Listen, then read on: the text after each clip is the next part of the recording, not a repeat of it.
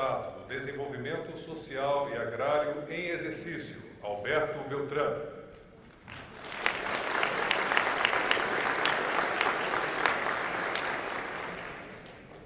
Boa noite a todos vocês. Por favor, me permitam a mais absoluta informalidade ao nominar o Thiago, presidente do INSS, o Argolo, o Francisco, o Samuel, a Karina e a todos vocês, colegas. E aí, quando eu falo em colegas, eu falo no duplo sentido de colegas. No primeiro, por sermos colegas da labuta do serviço público. E a outra por sermos colegas médicos. Eu sou médico de formação, embora esteja na área de gestão há muitos anos, mas o aprendizado e o espírito médico permanecem em mim, assim como permanecem no ministro Osmar Terra, que também, eu sou pediatra de formação, depois fiz gestão hospitalar, fiz mestrado nessa área, e o ministro Osmar Terra é cardiologista. Então, eu construí a minha história na área da saúde, no Ministério da Saúde, enfim, e também na Previdência. Antes de qualquer coisa, eu gostaria de transmitir um abraço muito grande, uma saudação do ministro Osmar Terra, que não está no país, em função disso que eu estou no exercício do cargo. Um abraço do ministro Padilha, que tem sido um incansável parceiro nosso, do MDS, da perícia, do INSS, nosso em particular, que é um amigo de mais de 30 anos, e que tem nos auxiliado muito no encaminhamento de algumas questões que são extremamente importantes para a perícia médica, para o INSS e para o Ministério.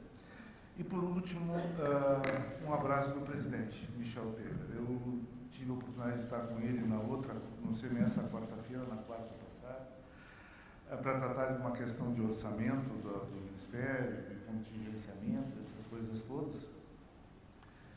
E comentando com ele sobre esse evento aqui, ele fez um comentário. Disse, esse pessoal da perícia está fazendo um bom trabalho, né? Na verdade, ele disse, esses meninos da perícia estão fazendo um bom trabalho. E,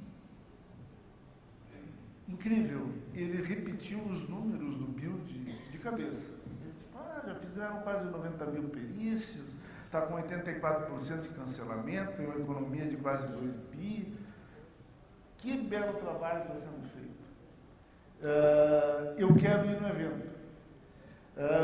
Infelizmente, a gente acabou transmitindo o convite. Eu fiz informalmente naquele momento o convite. Mas ontem à noite ele acabou, a Nara, chefe de gabinete dele, me ligou dizendo que ele não poderia vir. Mas, enfim, eu estou dizendo isso porque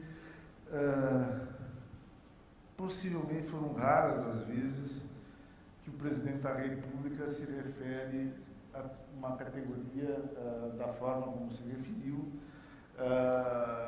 e nominando vocês dessa forma, de uma forma extremamente carinhosa e reconhecida do trabalho que vocês têm feito na revisão dos benefícios, enfim, em todo o trabalho.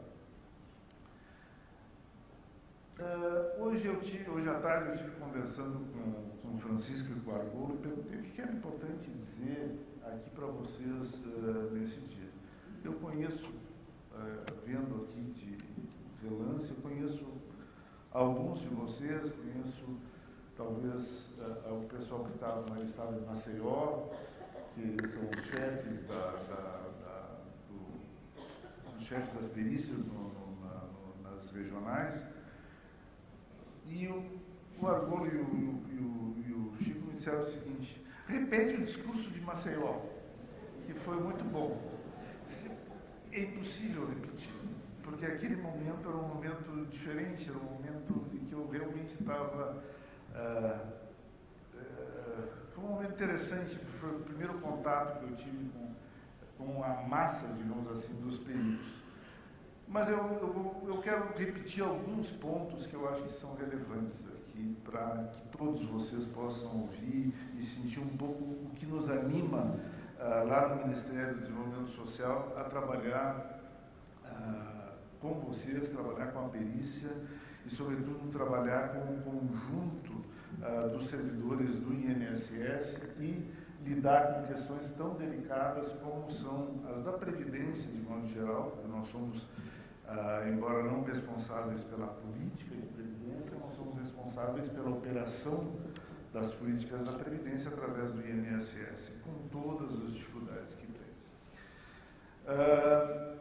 E aí eu queria começar dizendo uma coisa muito simples. Assim. Eu acho, e é uma coisa que eu tenho levado comigo nesses pouco mais de 30 anos aí de trabalho na área pública, de uma conclusão muito simples que eu cheguei, que não há possibilidade de escrever a história e tampouco construir o futuro olhando com o olho posto no retrovisor.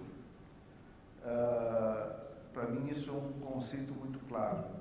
Então não esperem de mim críticas ao governo passado, não esperem de mim apontar erros, etc. e tal.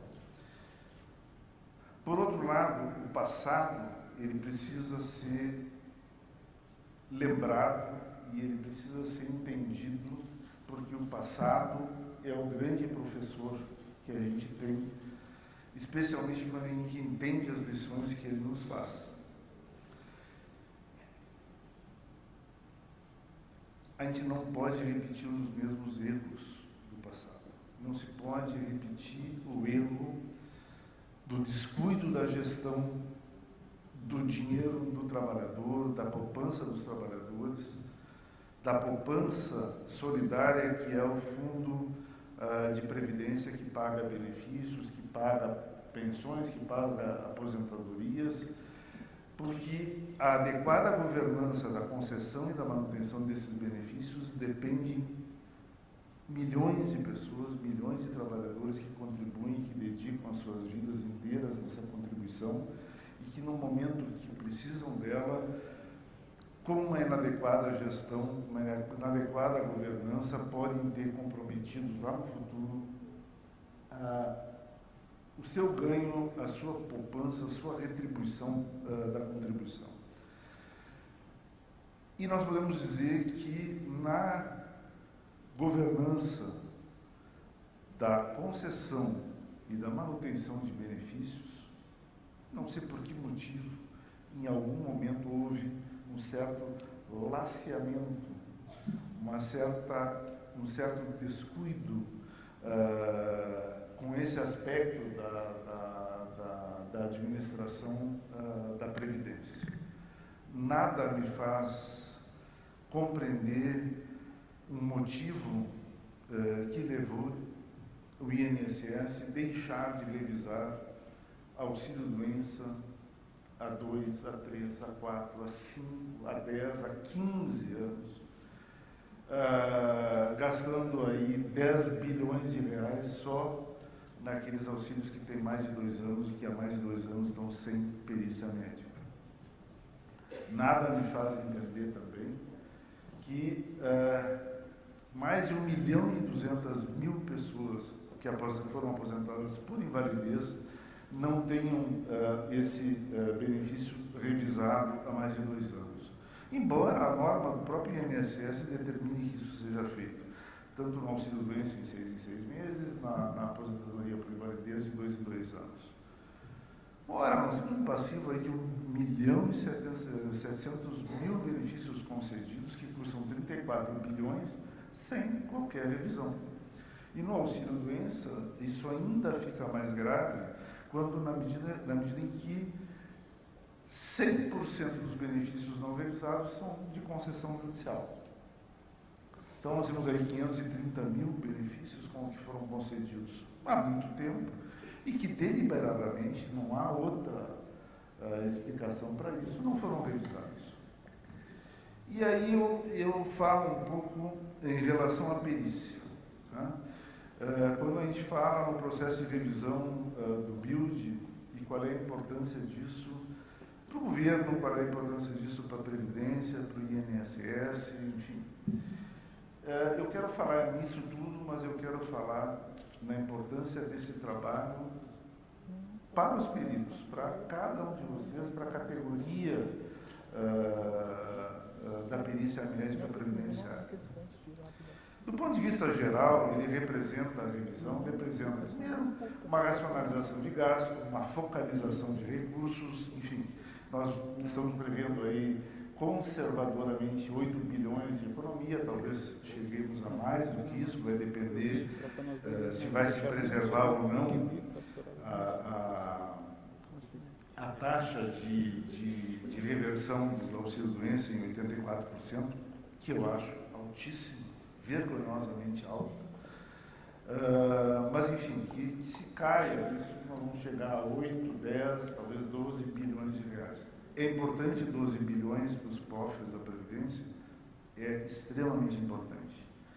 Mas talvez mais importante do que isso é a mensagem que a gente está passando para a sociedade de que nós estamos sim preocupados na adequada governança, na adequada gestão do dinheiro que nos é confiado como gestores públicos do dinheiro da Previdência.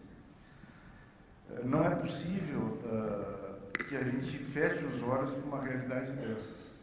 Não é possível que, como no passado, se tenha um INSS ou uma Previdência trabalhando de costas para a perícia médica.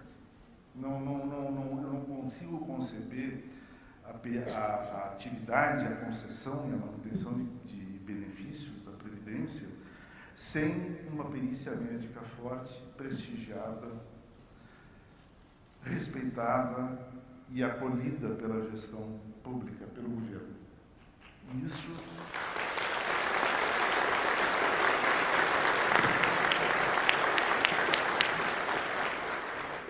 e esse é um erro que foi cometido e que eu espero que o Estado brasileiro tenha aprendido com ele. As costas dadas à perícia médica tiveram um custo muito alto, tanto do ponto de vista político, quanto do ponto de vista econômico, quanto do ponto de vista de organização e melhoria da governança e da gestão dos benefícios da Previdência. Por isso, desde o primeiro momento, desde a primeira hora que nós estamos lá no Ministério do Desenvolvimento Social e Agrário, nós fizemos um contato com a Associação Nacional dos Médicos Peritos. Porque eu vinha da saúde e eu conhecia a postura em relação a médicos em geral. Na saúde também a postura do governo foi muito difícil em relação à categoria. Eu tinha sido secretário nacional em 2000 tinha trabalhado na gestão do Serra, depois trabalhei na gestão do Temporão como secretário nacional. E quando eu voltei em 2015, o cenário da Secretaria de Atenção à Saúde era uma coisa extraordinária. E aqui não vai nenhum discurso corporativo, porque eu tenho uma distância e tenho uma certa aversão ao discurso corporativo puro. Mas a categoria médica foi arrasada no Ministério da Saúde, arrasada intencionalmente. E no INSS não aconteceu muito diferente do que eu vi. Então, eu tinha já esse conhecimento e a gente logo no início buscou resgatar essa relação com a perícia, não por um entendimento corporativo, mas pelo entendimento da importância da atividade que vocês desenvolvem. E só foi através desse entendimento que a gente conseguiu colocar o BIOD em pé, a revisão do BIOD em pé. Com as dificuldades todas que tem. Nós estamos vindo numa transição que é complexa, quer dizer, vocês estavam no Ministério da Previdência, já foram do INPS, enfim, eu passei por essa área na época do MPAS, ainda sequer o INSS existia, na época era INAMPS, IAPAS e INPS, mas o meu contato inicial com a Previdência foi aí. Muita coisa mudou, muita coisa avançou, mas eu tinha uma ideia de que o INSS estava melhor estruturado antes de voltar a conviver diretamente. E eu percebi que, antes de mais nada, talvez, o que precise no INSS é que ele seja único, que ele seja unificado, porque, no meu entendimento, ele é uma federação de gerências, onde não faltam normas, não faltam atos normativos, não faltam essas coisas. Vocês estão carecas de saber que tem ato para tudo. Agora, a cabeça de cada um faz o que quer em cada gerência. Então, antes de mais nada,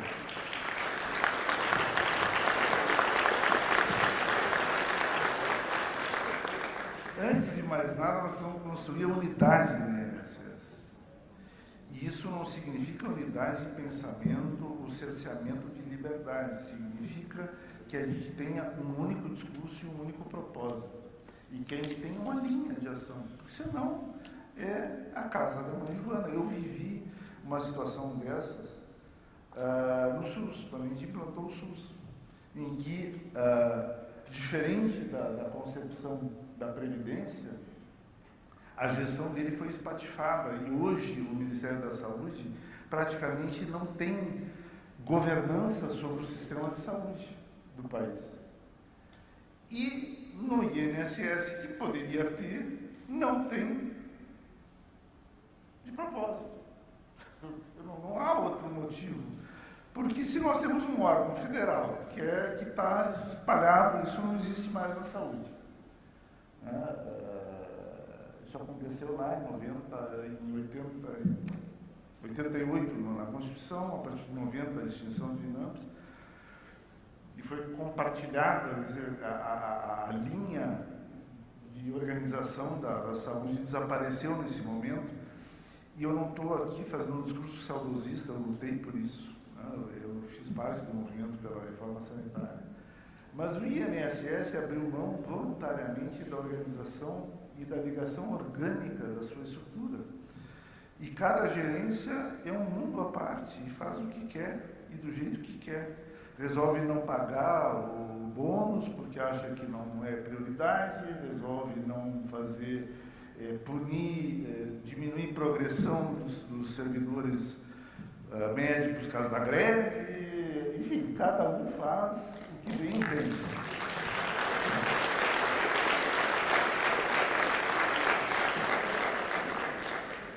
Essas posturas são incompatíveis com o exercício adequado da função do INSS e da Previdência no país. E nós vamos nos empenhar para unificar a instituição. Mais do que unificar, é preciso pacificar a instituição. A divergência e o contencioso permanente entre as categorias profissionais que existem no INSS é incompatível com o adequado exercício da nossa função. Então, ter de um lado os peritos médicos, de outro lado os servidores administrativos, de outro lado o pessoal do serviço social, de outro, enfim, das diversas categorias que profissionais estão dentro do INSS. Cada um por si, Deus por todos. Isso dá o resultado que nós estamos vendo aí. É a pulverização de esforços, é um gigante de 50 mil servidores, é o órgão que mais demite na esplanada, por má conduta, por demissões a bem do serviço público. Nós demitimos 20 pessoas por mês no INSS, isso é vergonhoso, mas é isso. O Ministério do Desenvolvimento Social, desde a sua criação, demitiu uma pessoa. Nós estamos demitindo no INSS 20 por mês. Isso, obviamente, tem motivos. E um deles, certamente, é a desarmonia da estrutura e a desagregação da gestão da instituição. Resgatar isso é a tarefa de todos nós. E harmonizar essas categorias todas e conseguir colocar isso num trilho que vá rumo ao futuro é a tarefa, não minha, ou do ministro Osmar Terra, nem tampouco do Leonardo, presidente do INSS, do Thiago, da Karina, enfim, é uma tarefa de cada um de nós, de cada um dos servidores do INSS. Porque se nós não conseguirmos construir essa unidade, construir essa harmonia, nós vamos ter dificuldade. O trabalho que vocês estão fazendo hoje, da revisão do BILD, e aí eu quero dizer da importância disso, já falei aqui da importância para o país, para a sociedade, eu agora quero falar da importância disso para a categoria. Vocês certamente nunca tiveram a visibilidade que estão tendo nesse momento. Vocês já viram algum presidente da República incluir o termo perícia médica da Previdência num discurso que ele fez à nação? Ele não fez um discurso, ele falou na rede nacional, dizendo que a perícia médica da Previdência está fazendo um belo trabalho, isso é absolutamente inédito. E isso tem que ser entendido pela categoria. Se vocês não perceberem a importância disso, dificilmente a gente vai conseguir construir avanços mais significativos. Nós conseguimos avanços extraordinários no curtíssimo prazo. Nós conseguimos enterrar o pé na cova, nós conseguimos resolver o acordo de greve, nós conseguimos fazer o aumento, embora com atraso, conseguimos fazer, o fim do PR, que foi um avanço importante. Enfim, a gente está construindo coisas importantes. Por que a gente está construindo? Porque nós conseguimos harmonizar a relação com a categoria e conseguimos entender para onde a gente quer ir. Se o INSS não conseguir entender isso, e se a categoria não conseguir entender, nós provavelmente vamos patinar e vamos morrer logo ali adiante. A percepção que tem hoje a perícia, e vejam, é uma pauta, a revisão de benefícios, ela é uma pauta extremamente delicada na medida em que, se não tiver uma boa comunicação disso com a sociedade, ela facilmente é desvirtuada, como alguns tentam fazer, inclusive colegas nossos escrevem artigos sobre isso, que é uma violação de direitos, que nós estamos atropelando direitos, caçando benefícios indevidamente. E essa confusão, a gente não pode entrar nessa confusão conceitual e ideológica, inclusive, de que a cassação ou a cessação de benefício indevido é uma violação de direito. Pelo contrário, é a promoção de justiça. É, pelo contrário, promoção da proteção da poupança dos trabalhadores, a poupança de cada um que contribui com o seu trabalho, com a sua contribuição para a construção da Previdência. E essa é a tarefa de vocês. E esse reconhecimento que vocês estão obtendo, com dificuldades, com alguns problemas locais, é o que conduz a um crescimento da categoria em direção, por exemplo, ao que vocês almejariam de ter uma perícia geral da União. Se não houver a percepção da categoria que os 8 ou 10 bilhões que vocês vão auxiliar a Previdência a economizar se encerram em 8 bilhões ou 10 bilhões, vocês estão enxergando muito curto. O alcance do trabalho de vocês é muito mais amplo do que esse. Muito mais amplo. A economia de 10 bilhões e 8 bilhões é extremamente importante, especialmente no momento que a gente vive. Mas o resultado disso é muito maior do que esse. Ela aponta para uma revisão de isenção de imposto de renda por invalidez, que é uma farra no país. Ela se estende a todas as outras concessões que dependem de uma avaliação médica para concessão, e aí foi citado aqui pelo Arthur o leque de atividades que envolvem uma atividade médica pericial e que pode ser construída, se não no curto, no médio prazo, que se pode trabalhar com isso.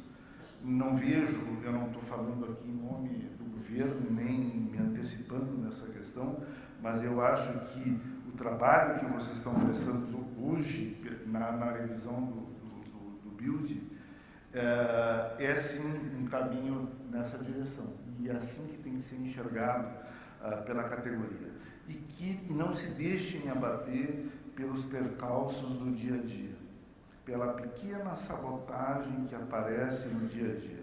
É daquele processo que deixou de aparecer porque alguém resolveu achar que aquilo não é importante, ou de pôr na gaveta o bônus que não pagou porque achou que não devia ser pago, porque por despeito acha que está sendo injustiçado e só os médicos estão recebendo. Nós já centralizamos o bônus por causa disso, o pagamento do bônus. Centralizamos a agenda por causa disso. Nós não vamos permitir a sabotagem na revisão do BILD. Isso é essencial para a gente mostrar o rumo que a gente quer dar para a Previdência. Não adianta ficar falando em reforma da Previdência, que é absolutamente inevitável e absolutamente necessária, na dimensão que ela for negociada no Congresso, mas ela é necessária que seja feita, se nós continuamos a tirar no ralo 34 bilhões sem sequer nos preocupar em revisar esses benefícios. Então, isso é tarefa número 1, a revisão dos benefícios e a adequação disso. E a destinação adequada dos recursos para quem realmente necessita. E aqui não se trata de negar a importância do auxílio-doença, pelo contrário. O auxílio-doença é uma garantia que o trabalhador tem de manutenção de uma renda no momento que ele está incapacitado, realmente incapacitado. Agora, não dá para admitir que pessoas se encostem, como se diz popularmente, na Previdência, e que todos nós aqui estejamos confortáveis com essa situação, como cidadãos e, sobretudo, no caso da categoria, como peritos. Isso não pode, isso tem que causar desconforto e indignação. Nós temos que trabalhar arduamente para reverter essa questão, e essa é uma tarefa primordial nesse momento. Outra questão que a gente precisa ver é o BPC, que também está forrado de irregularidades, está forrado de interpretações, de maluquices de interpretação da Convenção da Pessoa com Deficiência, da confusão de CID com o CIF, enfim, é uma coisa que intencionalmente, eu acho, não tem outra explicação, foi transformado num instrumento de justiça social às custas da viúva. E a revisão do BPC, mais, porque quando a gente fala do BPC, e a revisão dele é um tema muito mais sensível, porque nós estamos falando de idosos, pobres, e nós estamos falando de pessoas com deficiência, teoricamente. O que é fato hoje é que, da forma como ele está concebido e da forma como ele está sendo implantado, o BPC se transformou num auxílio-doença não contributivo. E a correção do rumo do BPC, se nós não fizermos, nós vamos quebrar a Seguridade Social nesse país. O BPC, esse ano, ele vai consumir 50 bilhões de reais. Para vocês terem grandes números, o Ministério do Desenvolvimento Social tem 84 bilhões de orçamento. 50 são BPC, 30 Bolsa Família e 4 é todo o resto. Na medida que avançar o BPC, se ele aumentar 8% esse ano, nós vamos ficar sem perdão da palavra, sem um puto dinheiro de orçamento. Então, zelar pelo BPC é zelar pela possibilidade de manter uma assistência social adequada no país. E focalizar o BPC para aquelas pessoas que estão no centro da preocupação do Constituinte, quando ele escreveu lá que o BPC é para pessoas acima dos 60 anos, 65 anos, e para aquelas pessoas com deficiência, vamos sublinhar, com deficiência. O formato que ele foi adotado a partir de 2011, ele dispensa de ser deficiente, na prática. E isso nós precisamos rever. Para mim, o primeiro quesito a responder para a concessão do BPC não é pobre, vulnerável. Para esses, nós temos políticas como Bolsa Família e outros auxílios. A primeira questão a se perguntar, a ser respondida é: existe deficiência ou não? E nós estamos tentando responder essa pergunta por último, quando já está inevitável a concessão praticamente. Então, essas questões são absolutamente relevantes e não se faz isso sem a perícia médica. É conflitado, tem problemas corporativos envolvidos, tem uma série de questões e nós não queremos, em momento nenhum, transformar o BPC e a mudança do BPC numa guerra de corporações dentro do INSS. É tudo que nós não desejamos e é tudo que nós precisamos, com todas as forças, evitar. O médico tem um papel, sim, tem um papel importante. O assistente social tem um papel muito importante. O pessoal da reabilitação, extremamente importante. Todos os profissionais envolvidos, o pessoal administrativo, por isso que eu falo em unidade e falo em harmonia. Não dá para imaginar fazer o que nós estamos nos propondo a fazer, de revisar essa verdadeira desídia que foi o abandono da revisão dos benefícios de auxílio-doença e aposentadoria por invalidez. E revisar essa concessão irresponsável do BPC, que se buscou uma política de redistribuição de renda por conta do BPC, e que nunca foi o objetivo do Constituinte, nunca foi o objetivo do legislador. Em algum momento ele foi deturpado e reinterpretado de uma forma a ser concedido de uma maneira em que a deficiência ela é uma questão secundária, vamos dizer assim, para a concessão. Importante é a pobreza, importante é a vulnerabilidade, que eu volto a insistir aqui, é tema de preocupação do Ministério também. Para isso se tem outros programas. Uma criança com HIV congênito, ela não é uma criança com deficiência. Se ela é pobre, se ela é miserável, ela é candidata ao Bolsa Família, não ao BPC. O hipertenso, que está hoje aos montes, se nós puxarmos lá as concessões, tem um monte de hipertensos que estão com BPC, um monte de diabéticos com BPC. São pobres, são vulneráveis, sim. Seriam candidatos ao Bolsa, não ao BPC. Então, essas questões todas, nós vamos precisar discutir. É uma discussão complexa, ela é uma discussão que envolve não direitos adquiridos, porque concessões da assistência social não são, digamos, consolidadas como direito, né, como garantia de direito. Mas tem algumas peculiaridades. Vocês viram recentemente a decisão do Supremo de conceder para estrangeiros, inclusive, o BPC. Eu consigo imaginar uma horda migratória de idosos e pessoas com deficiência, porque se essa é algo inacreditável e que nós vamos ter que, de alguma forma, conter. E essa contenção não pode ficar somente nas costas dos peritos. Nós temos que tomar medidas políticas, administrativas e legislativas para impedir esse tipo de questão.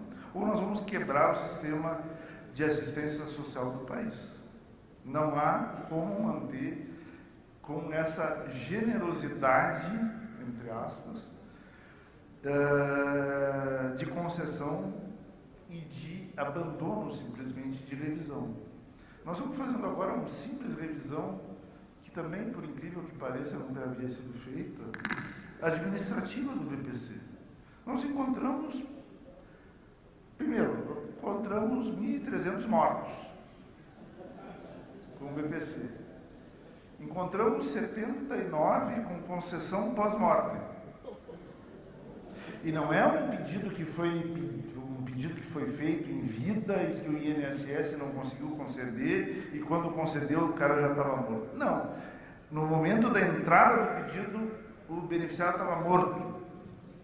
79. Encontramos 33.000 BPC com pessoas com renda acima de 3 salários mínimos. E desses 33.000, 7.000 acima de 5 salários mínimos, per capita. Revisão administrativa, óbvia, basta cruzar bases de dados. Foi o que nós fizemos no Bolsa Família. Por que o INSS não fez? Existe uma outra, então nós encontramos 47 mil, se não me engano, pessoas, e olha que nós não estamos entrando aqui na zona mais cinzenta da questão da renda do BPC, que é aquela renda entre um quarto e meio salário mínimo, que já tem um entendimento consolidado do Supremo de que é inadequado para a avaliação de vulnerabilidade. Para isso, nós precisamos mexer na Constituição e precisa mexer na lei. Que a Constituição, quando ela fala no BPC, ela é de tal forma genérica que cabe qualquer coisa. E a origem da judicialização do BPC é o texto constitucional, que fala muito genericamente, né? Fala em prover dos meios necessários à adequada, digna sobrevivência, etc. Isso é tudo. É tudo. Eu posso descontar fralda, eu posso descontar medicamento, consulta médica, que é o que tem sido as decisões judiciais de pessoas que têm renda acima de um quarto salário mínimo, que tem acima de meio, que tem acima de 1. Hoje o auxílio do BPC por via judicial está em 32%. E a origem disso está no texto constitucional. E nas regras que o INSS em algum momento também definiu. Então, essas coisas todas, eu estou me alongando aqui para dizer que nós temos um enorme trabalho pela frente. Enorme. Nós temos várias situações a corrigir, algumas mais fáceis, outras mais complexas. Talvez a revisão das pessoas com deficiência seja a tarefa mais difícil que a gente vai ter pela frente, porque nós estamos lidando aí com pessoas, eu estou falando das realmente deficientes, que sempre vai ter uma certa zona cinzenta entre há direito ao benefício ou não há. Às vezes, pelo critério pura e simplesmente matemática, uma diferença de R$10 na renda pode excluir alguém que seria um cinismo dizer que não é vulnerável ou que não é pobre. É o caso da microcefalia, né? Uma família composta por pai, mãe e um filho com microcefalia pelo Zika, em que um dos pai ou mãe trabalha e tem um salário mínimo, essa família não é elegível ao BPC pela regra atual. Se tiver mais um filho, se torna elegível. Aí concede o BPC, a que a gente negou, fica com 1/3 do salário mínimo. Aquela que a gente concedeu fica com meio salário mínimo per capita. Então, a própria concessão do benefício, ela é geradora de iniquidade. E isso nós precisamos tratar também, de alguma forma, na mudança que nós precisamos fazer no BPC. Então, esse trabalho todo que tem para fazer é enorme, é muito difícil, é complexo, envolve articulação política, envolve negociação política, envolve negociação com várias corporações, e a gente só vai conseguir enfrentar isso como instituição, e eu vou repetir isso para terminar, se nós tivermos unidade e nós tivermos harmonia. Se nós não tivermos isso, se nós não estivermos pacificados dentro do INSS, e esse histórico desentendimento de categorias dentro do INSS, se a gente não tiver maturidade e visão para superar, nós não conseguiremos fazer e cumprir esse desafio, que é realmente mudar o INSS e mudar o destino das categorias, mudar o destino da perícia médica e, sobretudo, melhorar a governança disso e, acima de tudo isso, atender mais e melhor aqueles que são a razão da nossa existência, que são os contribuintes da Previdência. Esse é o trabalho que a gente tem e esse é o apelo que eu faço aqui a cada um de vocês, que a gente se entregue de corpo e alma a esse trabalho de revisão e que a gente consiga enfrentar juntos todas as dificuldades advindas da federação das agências, advindas da confusão gerada pela extinção do Ministério da Previdência, advinda de vocês para o MDS, que eu consigo ver como uma grande oportunidade para o INSS. Eu consigo enxergar lá na frente, talvez, algo como o MPAS, de novo. Obrigado. Boa noite a todos.